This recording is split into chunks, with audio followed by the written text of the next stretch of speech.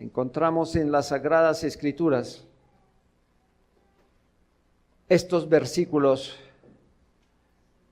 donde el Señor Jesucristo, en abierta manifestación y denuncia contra aquellos que tenía al frente, si ustedes observan este capítulo van a encontrar muchos ayes del Señor sobre esa conducta de los escribas y fariseos. Cuando el Señor Jesucristo hizo estas manifestaciones, hizo estas denuncias, el Señor sabía por qué lo estaba diciendo. Dios, el Dios encarnado, estaba denunciando lo que había en el corazón de estas personas. Y nosotros sabemos, hermanos, que al Señor nada se le escapa, que Él no mira lo de afuera solamente. Algunos dicen lo de fuera, pero Dios conoce el corazón. Sí, señores, Él conoce el corazón y sabe lo corrupto que hay ahí. Estos señores se preciaban de ser los líderes religiosos más idóneos. Entonces, estos señores se pintaban con una profesión religiosa importante. Es más, mucha gente veía el brillo de ellos y los escuchaban. Pero el Señor, que conoce todo, los compara de manera cruda y desagradable con los sepulcros blanqueados. Sepulcros que por dentro están llenos de putrefacción. Esa era la condición de esos hombres que aparentaban una vida verdadera de piedad y se vestían con los vestidos más lujosos de la hipocresía. Así que me propongo en esta mañana reflexionar sobre el peligro del autoengaño y ojalá podamos responder estos cuestionamientos. ¿Somos verdaderos cristianos? ¿Hasta dónde estamos llevando un cristianismo sin salvación real en Cristo? Ahora, ¿cuál es la verdad de nuestro cristianismo? Y por último, ¿es la piedad verdadera solo una pretensión? Bien, hermanos, hay mucho tema para hablar sobre la verdadera piedad. Y empecemos entonces a observar en primera medida ser cristianos. Para usted le suena muy familiar, hermano, esa palabra, ser cristiano. Es muy importante y vale la pena resaltar sobre lo que hemos venido argumentando de las Sagradas Escrituras, que ellas nos están enseñando lo que es la verdadera piedad, pero también ellas mismas nos están enseñando quiénes son los piadosos. Y realmente los piadosos son aquellos que decimos ser cristianos. En realidad he dicho cristiano. Cristiano es un término que de alguna manera algunos lo conocen, pero no en la profundidad que eso requiere. Lo conocen solo en la superficie. Y otros, aunque lo hayan escuchado, no saben lo que es en realidad. Mire, no es más sino que nosotros veamos a alguien con un libro bajo el brazo, un libro como este, y usted inmediatamente, ¿qué dice? Es cristiano. ¿Qué sabemos de esto? Algunos usan la Biblia como un desodorante. Simplemente. Está ahí, pero no tienen nada que ver con la vida de la palabra. Muchos nos vemos aquí y decimos, no es que él es cristiano. Bueno, hermanos, la verdad es que muchos se llaman cristianos, pero no conocen a ciencia cierta las implicaciones de ser un verdadero cristiano. La verdad de lo que significa ser cristiano es aquel que es discípulo de Jesucristo. Es aquel que cree en Él. Es aquel que sigue al Señor. Muchas veces nosotros usamos palabras para definir a quien sigue a otro. Si nosotros usamos la palabra de aquel que sigue a Arminio, ¿cómo le decimos? Es arminiano.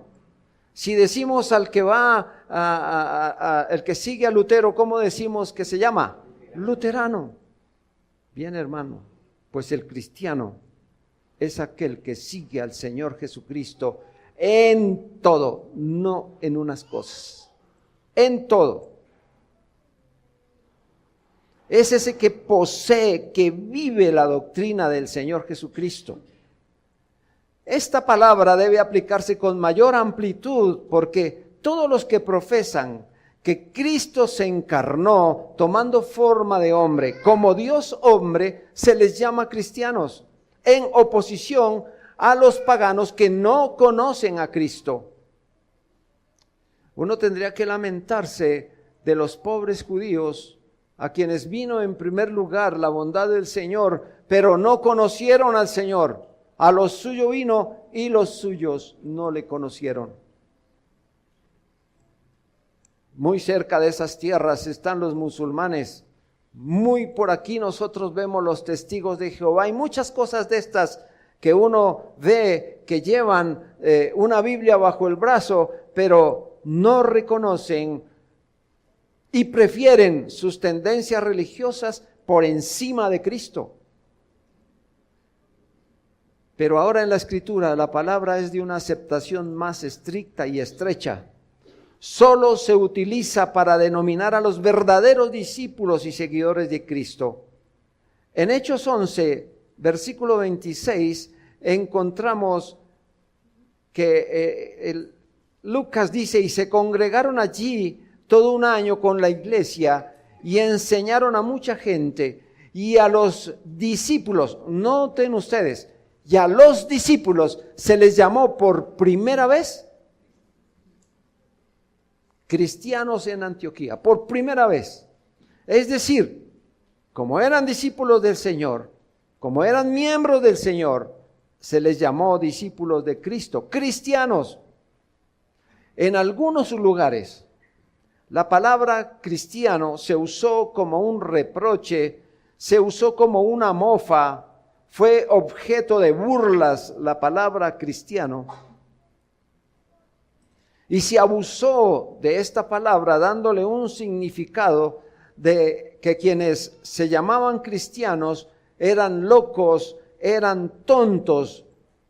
Pero el apóstol Pablo en 1 Corintios 1:18 y usando la Biblia de las Américas dice, porque la palabra de la cruz es necedad para los que se pierden. Porque la palabra de la cruz es necedad.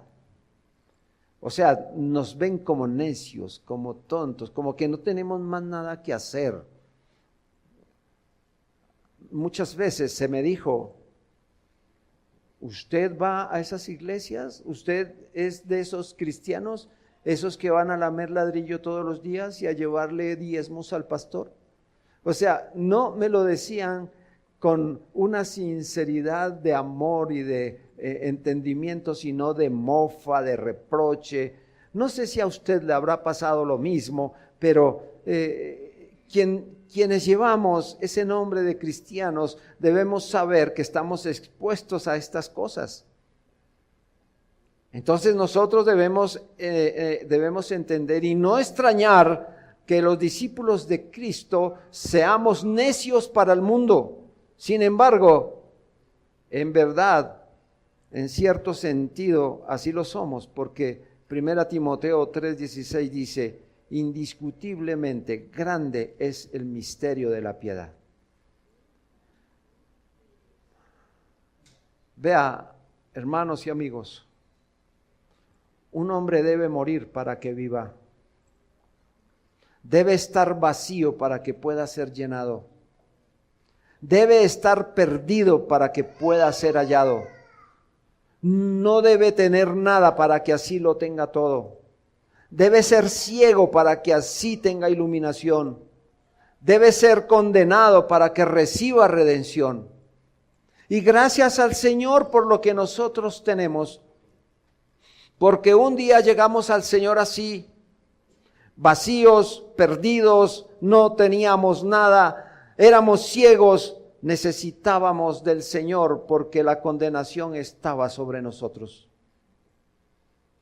El apóstol Pablo argumentó en 1 Corintios 4, versículos 11 al 13, hasta ahora, se está refiriendo como cristianos, hasta esta hora padecemos hambre, tenemos sed, estamos desnudos, somos abofeteados y no tenemos morada fija.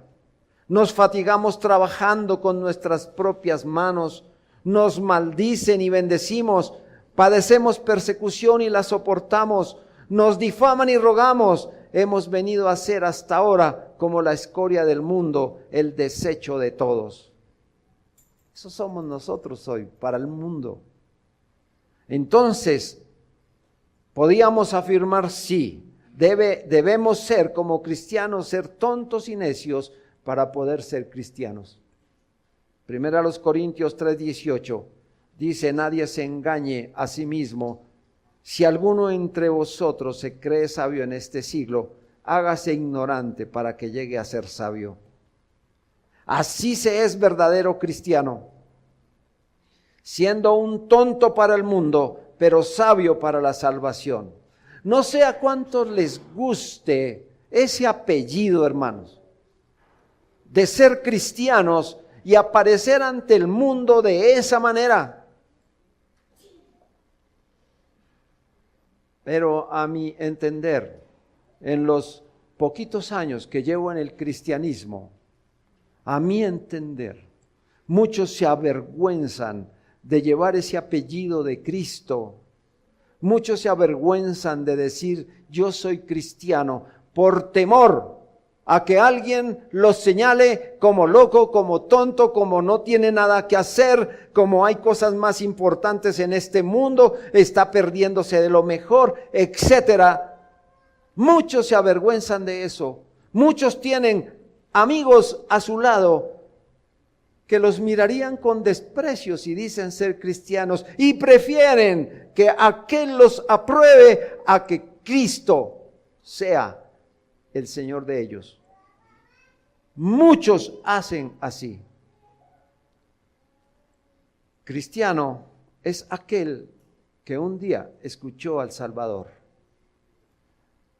Es aquel que escuchó cuando el Señor dijo, si alguno quiere venir en pos de mí, niéguese a sí mismo y tome su cruz y sígame. Mateo 8:34.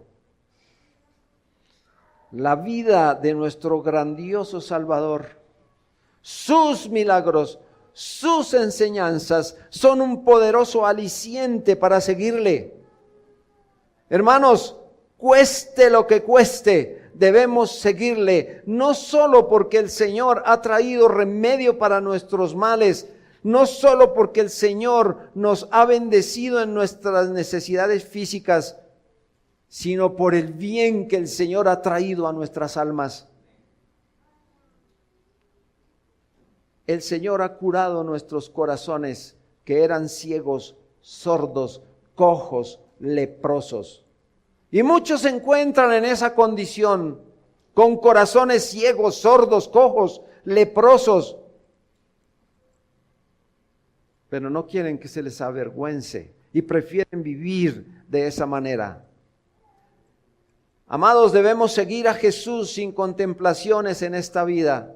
Debemos vivir la vida en Cristo con abnegación y no satisfacer nuestros propios deseos. Acudir a Cristo, conversar con el Señor, recibir sus instrucciones, mirar en la palabra todos los remedios que Él ha prescrito para nuestras enfermedades del alma, tomar las dietas que Él ha prescrito para nosotros y tomar la resolución de no abandonarle jamás a pesar de lo que nos rodee, a pesar de lo que hay a nuestro alrededor. Mire, comenzando por nuestra familia, son los primeros en dirigir nuestro dedo contra nosotros, ponernos el dedo en el pecho para acusarnos de no ser como la familia, de no actuar como la familia quiere. Pero nosotros hemos decidido seguir a Cristo. Alguna vez vinieron y le dijeron al Señor, su madre y sus hermanos están afuera. Y Él miró a la congregación y les dijo, mi madre y mis hermanos son los que hacen la voluntad de mi Padre. Y esos están aquí.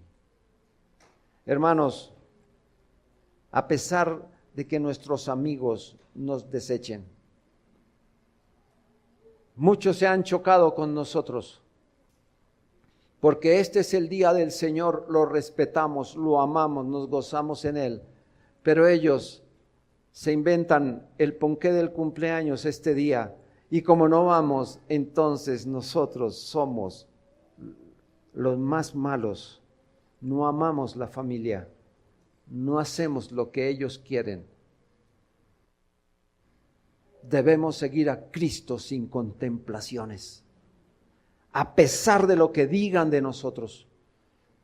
Para mí, y creo que para usted, y esto nos debería alegrar el alma, y esto nos debería enternecer a lo máximo de saber que Cristo es quien nos aprueba, así el mundo nos desapruebe.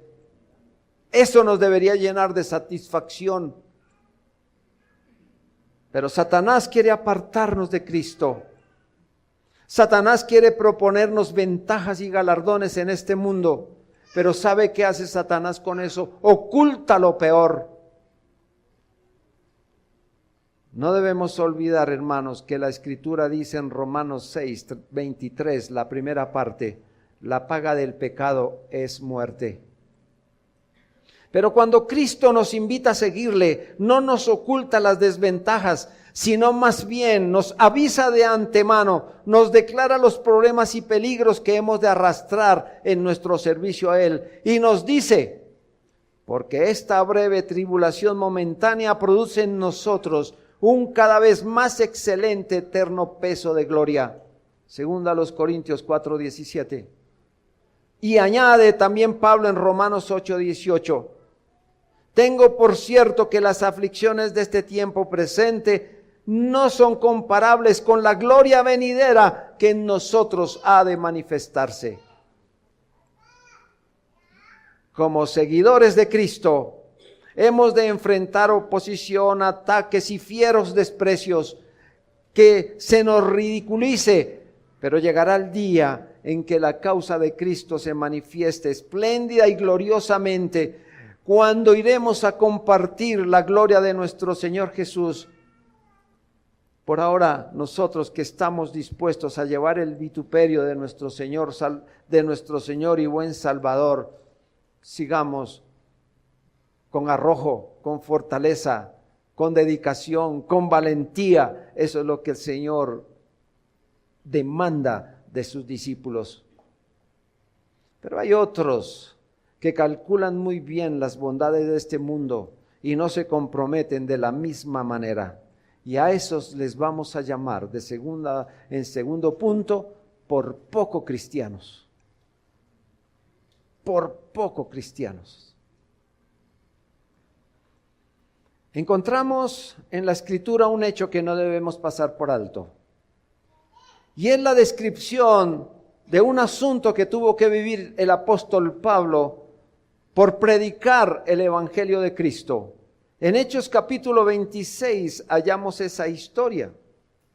Y se trata, hermanos, cuando el apóstol Pablo hace una apología de su amor a Cristo, de su conversión a Cristo, frente a esos enceguecidos judíos que lo querían asesinar y que lo acusaron ante el reyes y demás. Y ahora Pablo se encuentra en este momento ante Agripa, Festo, Berenice y el concilio, ahí situado frente a él.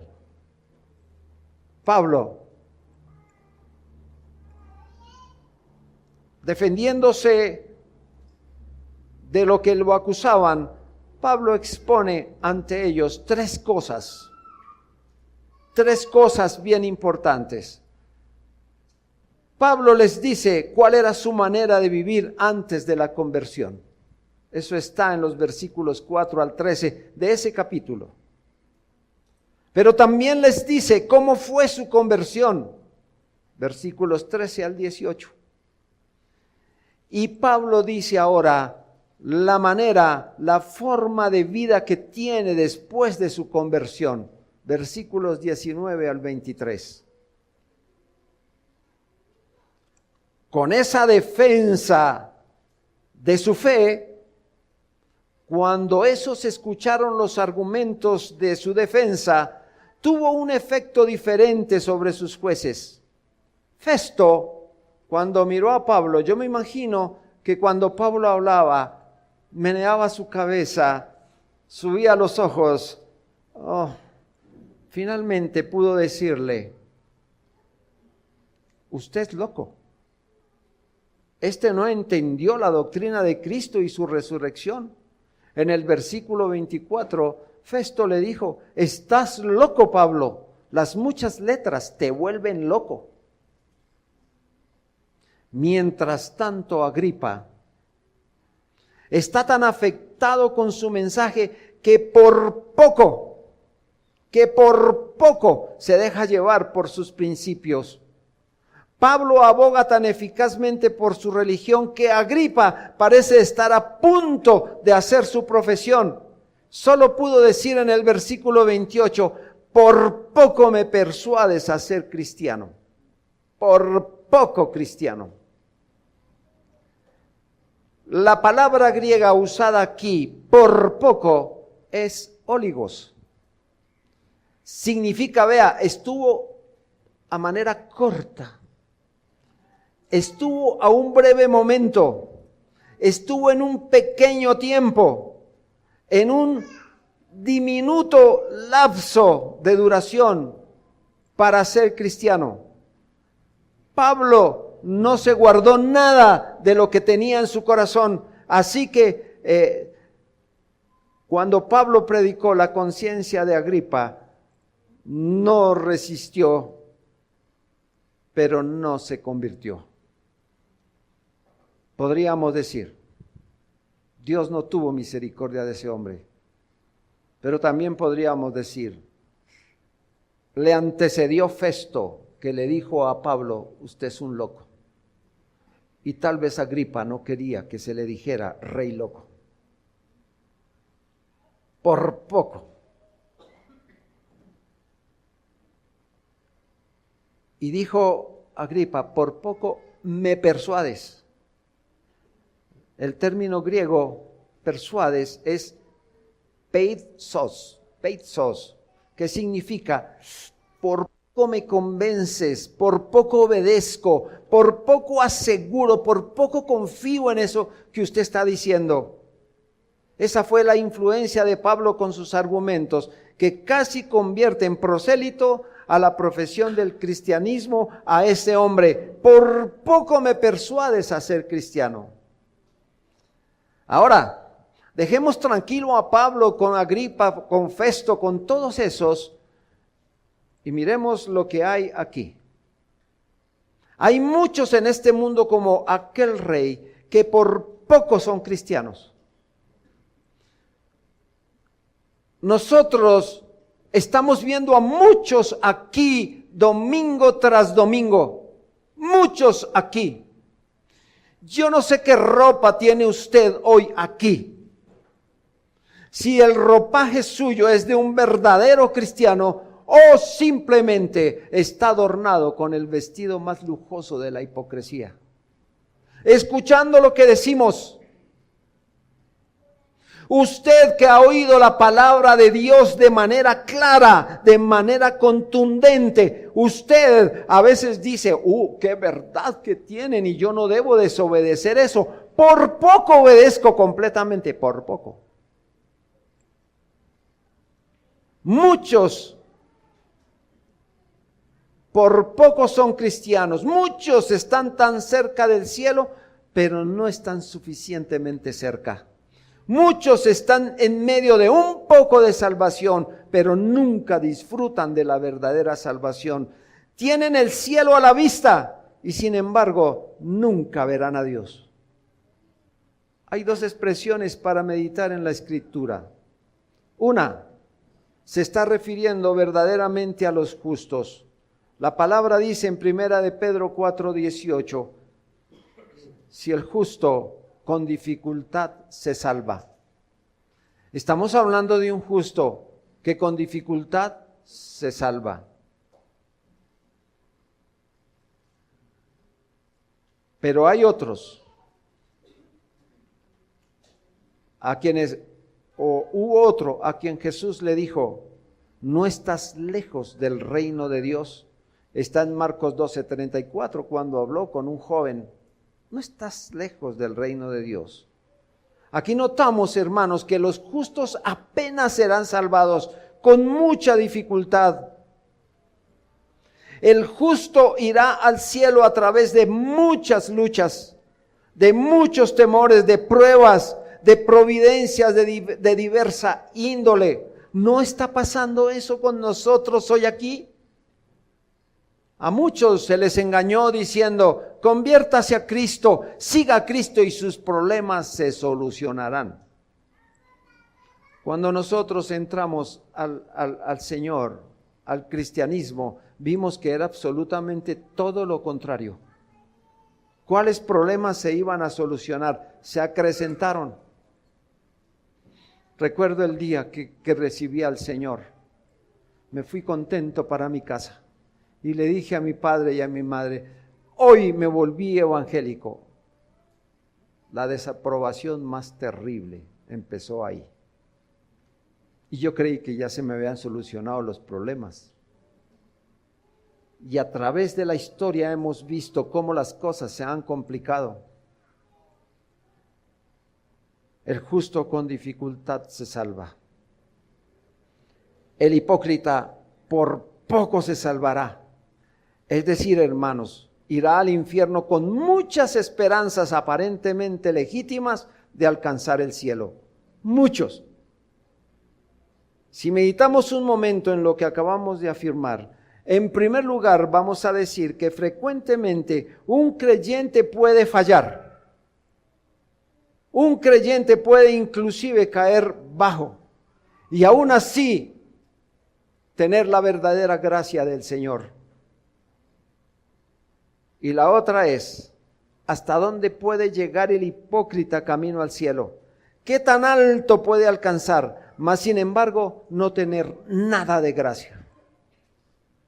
El santo puede ser arrojado cerca al infierno, pero nunca llegará allí. Mientras el hipócrita puede ser elevado muy cerca al cielo, mas nunca entrará allá. El santo puede casi perecer y aún así ser salvo eternamente. El hipócrita puede que por poco se salve, pero finalmente perecerá. Aunque el santo, en el peor de los casos, aunque cometa los errores más difíciles, porque no es perfecto, es realmente un creyente. Y el hipócrita, en el mejor de los casos, es realmente un pecador.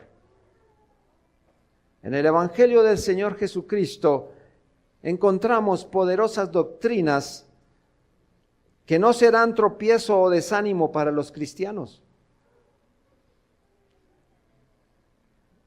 Así en un momento nos hallemos débiles, El Evangelio, hermanos, no habla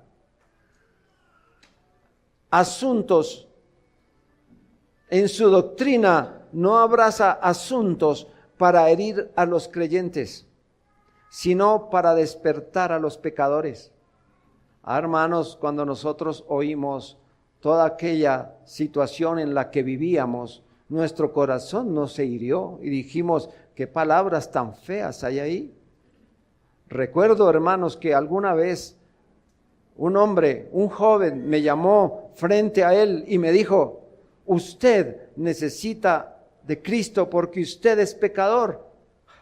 Y yo saqué mi vestimenta pura del hipócrita y le dije, ¿pecador yo? ¿Pecador? Si yo le hago caso a mi padre, no fumo, no bailo, no tomo. Si mi pecado es jugar fútbol, pero de resto, mire, juiciosito, todo para la casa. Y me dijo, aún así usted es pecador. Pero me dijo, yo quiero que usted me lea acá. Y me abrió Gálatas capítulo 5 y me puso a leer desde el versículo 18 en adelante. Y donde hallé manifiestas son las obras de la carne que son. Y comienzo a leer esa escritura. Y ahí apareció el dedo aquí al frente diciéndome, usted es eso. Usted es eso. Pero yo no me ofendí, sino cuando yo leí Gálatas capítulo 5, versículo 18 en adelante, comencé a ver todo eso está en mi contra y yo necesito ser perdonado. No me ofendió, más bien trajo en mí un dolor por haber hecho eso. El Evangelio no nos viene a herir para desanimarnos, sino para despertarnos del pecado. Los creyentes son los más diligentes en aplicarse las promesas y las consolaciones del Evangelio.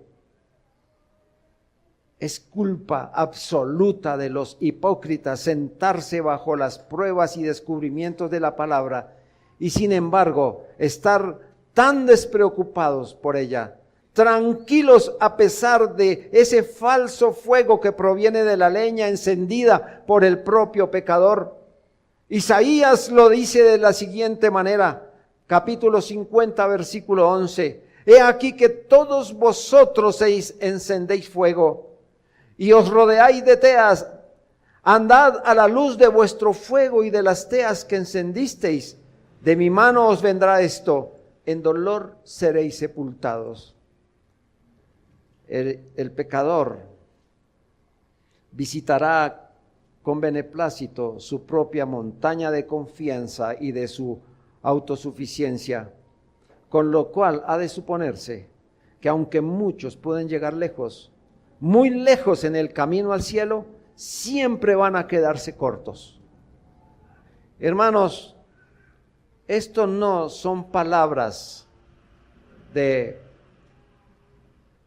amargura para usted. Estoy hablando con aquellos que no conocen, todavía no viven a Cristo. Usted puede estar en esta iglesia 1 año, 2 años, 30, los que Dios le permita estar aquí. Usted puede haber escuchado los sermones más gloriosos que Dios haya enviado para su iglesia. Usted puede inclusive levantar oraciones. Usted puede inclusive dar para las ofrendas y hacer muchas cosas. Pero un día escuchará estas palabras: nunca lo conocí. Porque jamás vivió la doctrina de Cristo, jamás vivió a Cristo, jamás oró como cantamos esta mañana: más santidad dame. Y nosotros no decimos eso porque sí, decimos eso porque queremos, suplicamos, añoramos la santidad en Cristo. Yo no sé si usted cantó eso porque los otros cantamos, o cantó eso porque realmente necesita del Señor. Y en tercer lugar, una pretensión de piedad. Hasta aquí hemos cotejado dos tipos de individuos que señala la Escritura, que viven el cristianismo. El primero de ellos, que lo vive de manera real y verdadera, que ama la piedad, que son aquellos que han entendido, como dice 1 Timoteo 4:8, la piedad para todo aprovecha, pues tiene promesa en esta vida presente y de la venidera. El apóstol Pablo menciona que la piedad sirve en esta vida y que sirve para todas las direcciones. Tiene en esta vida bendiciones y promesas. Hermanos, quienes vivimos, quienes acudimos al Señor y rogamos por tener una vida de verdadera piedad, nosotros rogamos al Señor para que nos ayude a dominar las pasiones, para que tengamos buena conciencia, para que nos acompañe la alegría en Cristo, para que tengamos esa paz que únicamente el Señor da, para que nosotros podamos tener esa quietud cuando los deseos carnales vienen a avasallarnos. Es una bendición, hermanos, tener una vida de piedad, porque es permanente y será universal. La vida de la piedad es el testimonio de una vida santa y piadosa en Cristo ahora. Hermanos, usted tiene que vivir esa vida de piedad ahora. Es ahora que usted tiene que hacerlo. No espere, hermano, y vaya a decir, yo sé todo esto y yo espero morir para ir a hacer eso en el cielo. No, allá no va a poder hacer eso. Usted tiene que hacerlo ahora, solucionar esto ahora, vivir eso ya, porque es lo que Dios está ordenando, es lo que Dios demanda, ahora y ya, mañana es tarde. Pablo añade, hermano, que esta piedad sirve para la vida eterna, en donde tendrá su consumación, no su inicio, su consumación. El otro tipo de individuos manifiesta una piedad que es solo hipocresía. Son solo personas que simulan ser piadosos. 2 Timoteo 3:5 habla sobre aquellos que tienen falsa apariencia de piedad, pero van a negar la eficacia de ella. Y el apóstol dice, mire, con esos, aléjese, evítelos. Estos son los que en la vida práctica son un desperdicio reluciente. Son una escoria perfumada, que solo simulan ser piadosos. Son esos que el Señor denominó sepulcros blanqueados. Son esas flores de apariencia hermosa, pero su aroma es parecida a la de un muerto en descomposición. Encontré una flor que muchos pagan por ir a verla y por ir a olerla. Es una flor enorme, florece una vez al año, pero cuando abre sus pétalos, todos tienen que taparse la nariz, porque no huele absolutamente nada bueno, pero es una flor. Muchos aparentemente se visten de corbata, se ponen sus mejores trajes, o lucen hermosos, perfumados. Pero ¿qué hay adentro, hermanos? ¿Qué hay adentro en su vida de piedad? ¿Acaso sabe usted qué es eso? ¿Ha practicado eso ahora? Sobre esto Judas escribe en el versículo 12. Estos son nubes sin agua, llevadas de aquí para allá por los vientos, árboles otoñales sin fruto, 2 veces muertos y desarraigados. Son quienes pretenden ser llenos del Espíritu, pero su bondad no es más que puro engaño religioso.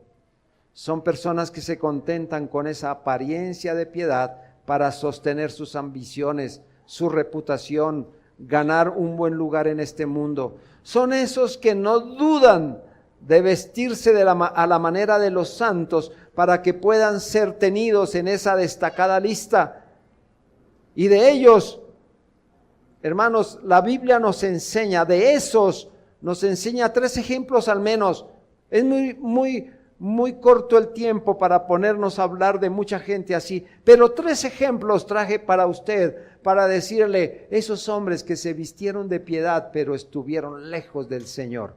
El primero de ellos, Balaam. ¿Se acuerdan de él?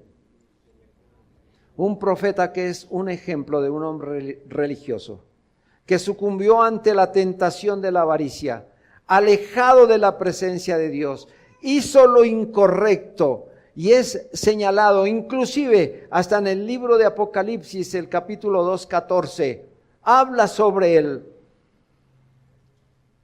Dice el libro de Apocalipsis, pero tengo unas cosas contra ti, unas pocas cosas contra ti. Es un mensaje a una iglesia, que tienes ahí los que retienen la doctrina de Balaam, que enseñaba a Balac a poner tropiezo ante los hijos de Israel, a comer de cosas sacrificadas a los ídolos y a cometer fornicación. Balaam dio consejos, tan malos consejos, que ocasionó la muerte a 24,000 israelitas. ¡Qué piedad la de ese hombre! Pero alguna vez le dijeron, mire, tome ese dinero y vaya, maldiga a los israelitas. Oh, no, yo no puedo hacer eso. No puedo hacer eso. Pero era más podrido que decir eso. Pero vayamos a otro que usted y yo conocemos muy cerquita. Judas Iscariote. Fue llamado por el Señor como uno de sus discípulos. Vivió bajo el ministerio de nuestro Salvador. Predicó el Evangelio. Participó en los milagros de Cristo, comía en el plato del Señor y le acompañó en todo su ministerio terrenal, pero su ambición al dinero trajo tras ello la traición y entrega del Señor Jesucristo a sus más encarnizados enemigos.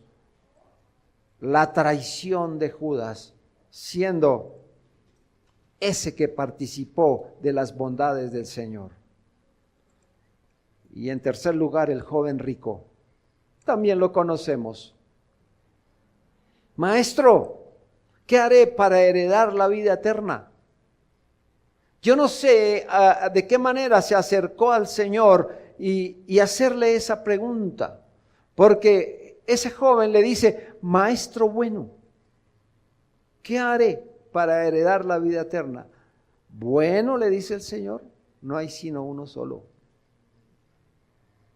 Y para heredar la vida eterna, guarda los mandamientos. Ese joven los había escuchado. Ese joven los había obedecido. Ese joven deseaba perfeccionar su obediencia. Todo eso lo he guardado desde mi juventud. ¿Qué me falta todavía? Hasta aquí usted y yo podríamos decir, uy, ese sí que era un verdadero cristiano. Ese sí que era un ejemplo de piedad. Sin embargo, el Señor le dijo, ok, ya ha guardado todo eso, entonces tome sus bienes, véndalo y todo eso déselo a los pobres. Cuando se le tocaron sus bienes, hasta ahí llegó su piedad. Mostró su hipocresía y su poca solidez en el Señor y su palabra. ¿Y sabe qué hizo? Le dio la espalda a Cristo y mostró más su amor por los bienes materiales y sus deseos carnales. Amados, rogamos al Señor para que aquí ninguno de nosotros tenga conductas como esa y se vista de esa manera. La verdadera piedad tiene que ser vivida así, verdaderamente, en Cristo, como el Señor lo dice. Si el Señor así lo permite, hermanos, vamos a entrar en una serie de asuntos para que usted y yo veamos de manera real y práctica cómo vivir la verdadera piedad. La palabra para la piedad, la oración para la piedad, la adoración para la piedad. Hermano, tenemos que entrar a mirar esto. Por ahora concluyamos con lo siguiente. Esa falta de piedad, de acuerdo a lo que nosotros hemos visto y con los ejemplos que vimos, deja muy claro la exposición de un hombre sin Dios como su Señor. Son aquellos de los cuales el apóstol Pablo dijo, debemos alejarnos de ellos. Debemos tener cuidado de su piadosa pompa o su devoto espectáculo. Nuestro corazón debe temer cuando vemos esos poderosos y altos árboles carcomidos por la hipocresía. La iglesia hasta este día y ahora en este lugar está acompañada de hipócritas. Es verdaderamente cierto que hay semillas de este pecado hasta el mejor de los cristianos.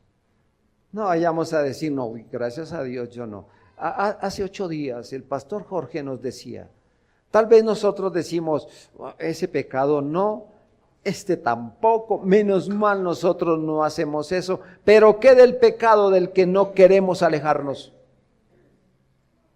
Ojalá no sea este un pecado que amemos tanto y que estemos lejos del Señor. Hermano, nosotros podemos tener esos visos de hipocresía que pueden ser manchas en los hijos de Dios, pero en ningún momento se nos puede juzgar como verdaderos hipócritas, pues lo que distingue a los hipócritas es cuando su hipocresía es predominante, y ese predominio se puede ver a través de 2 signos. El primero, cuando se sirve a Dios para fines siniestros, y el segundo, cuando hay un pecado querido por el hombre del que no quiere desprenderse. Querido hermano en Cristo, si hay alguna mancha de hipocresía en su alma y el pecado que la acompaña es tan fuerte que no pueda dominarlo, usted y yo sabemos qué debemos hacer. Acudamos a Cristo. Supliquémosle que ejerza su oficio real en nuestra alma, que por su poder ponga ese pecado bajo su yugo, que por su misericordia extirpe eso de nuestro corazón y que la sangre de nuestro bendito Redentor sane esos visos tan pecaminosos que hay en nosotros. Y oremos como oró David: sea mi corazón íntegro en tus estatutos para que no sea yo avergonzado. Salmo 119, 80. Pero también, amigo, que usted nos acompaña, que ha escuchado la bondad de Dios en la palabra, que usted hoy inclusive puede haber sido objeto de ese señalamiento. Usted que no tiene a Cristo, usted que pasa la vida como tan tranquilo, más bien agradando al hombre y despreciando a Dios. La invitación es: Cristo está hoy con sus brazos abiertos para recibirle, pero mañana será el juez sobre su vida. Nosotros no sabemos realmente cuándo será nuestro fin. Por la edad algunos decimos, ya casi vamos. Pero la muerte no visita solo por la edad. La muerte visita solo porque usted tiene vida. Y el día que tenga que pasar ese valle de la muerte, lo pueda pasar con tranquilidad, como nosotros anhelamos esa esperanza en el Señor. Así que abandone estas cosas, quiera Dios darle oído para que abandone esto. Porque si usted sigue con ese corazón lleno de hipocresía, será excluido del cielo. Y no queremos que eso pase. Oremos, hermanos.